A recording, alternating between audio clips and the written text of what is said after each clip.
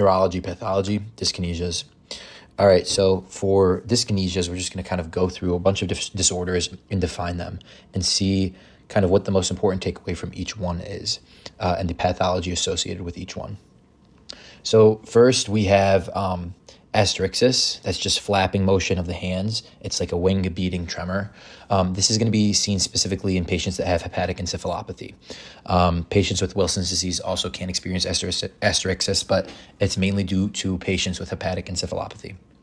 Next is athetosis. Athetosis is like snake-like movements and like withering of the hands and the fingers. And it's mainly going to be seen in patients that have lesions to the basal ganglia, as well as Huntington's disease. Okay. Chorea is sudden, jerky, purposeless movements. It's just essentially caused by, once again, lesions to the basal ganglia, but you can also see it in Huntington's disease, as well as acute rheumatic fever. Okay. So synonym chorea is a part of the Jones criteria. Okay.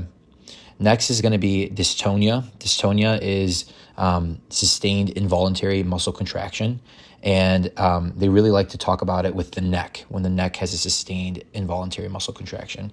And you'll see muscle fiber hypertrophy present within dystonia, patients that experience dystonia, because once again, if you have sustained involuntary muscle contraction, it's going to lead to muscle fiber hypertrophy.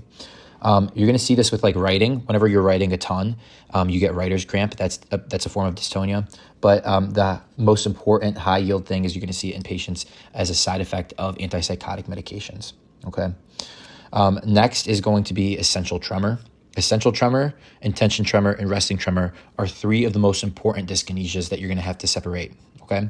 Essential tremor is essentially a tremor that's sustained, that occurs with sustained posture. Okay.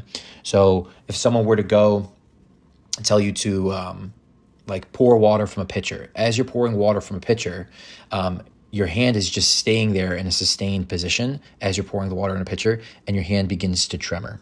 Okay. The tremor is helped with alcohol.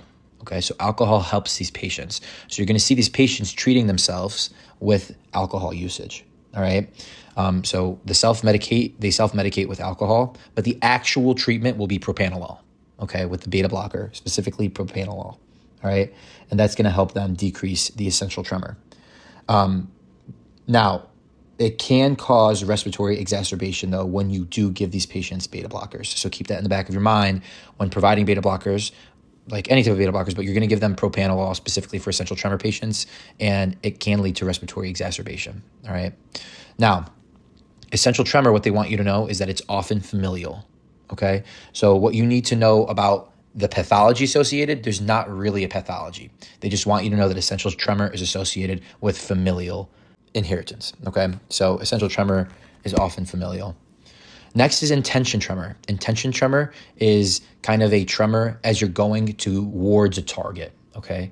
So you're going to reach for the remote, or you're going to reach for a glass of water. And as you get closer, you begin to tremor and start to zigzag. Okay. And that tells you that it's a cerebellar dysfunction. Okay. There's some type of cerebellar dysfunction or abnormality occurring. Okay. And that's when you're going to see an intention tremor. So the tremor is worse as you start to reach towards something. They'll say the patient starts to zigzag as he's reaching towards a glass of water. Okay. And lastly is the resting tremor. The resting tremor is just uncontrolled movement. And we call it pill rolling tremor because as you're just sitting down, your hands are just continuously tremoring or moving. Okay. And it's kind of a back and forth rocking and movement of your hands. This is going to be a lesion in the substantia nigra, and it's secondary to Parkinson's disease. Okay. So this is alleviated by movement, intentional movement. Okay. So when they're moving, it's gone. But when they're resting, it's going to start, hence the name resting tremor. Okay. So the three tremors, essential tremor, intention tremor, and resting tremor, are very important to differentiate when making kind of a diagnosis. All right. Lastly, for our dyskinesias, we have hemiballism and myoclonus. Hemiballism, once again, is just the sudden wild flailing on one side of the body, hence the name hemi. And the lesion is usually going to be in the contralateral subthalamic nucleus, as we discussed previously before. And the myoclonus is just brief, uncontrolled muscle contraction that's sudden. And you can see this in different pathologies. But overall, the dyskinesias, what I would take away is the tremors. Essential tremor is often familial. It's going to be sustained posture is when you're going to see it. So like when pouring a glass of like water, or just like sustaining, like holding your hands out for a while. And you could treat it with propanolol, although many patients self-medicate with alcohol.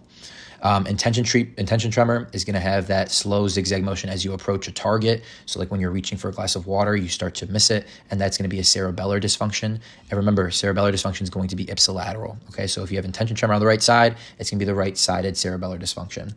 And then lastly, you have the resting tremor. The resting tremor is going to be relieved by intentional movement, and it's going to be like a pill rolling tremor, and it's going to be seen with a lesion to the substantia nigra and in Parkinson's disease. All right, that's pretty much it for dyskinesias. Now for restless leg syndrome, although not very high yield, I will say that whenever you see a patient that comes in and they've been losing sleep at night because it's most prominent in the evening or at night, they have a constant urge to move their legs, and it is relieved by movement. So that's why they struggle to sleep at night. They're going to ask you what you treat it with. You treat it with gabapentinoids, okay? And that's an alpha-2 calcium channel ligand. All right? And that's how you treat restless leg syndrome. But that's all you really need to know about it.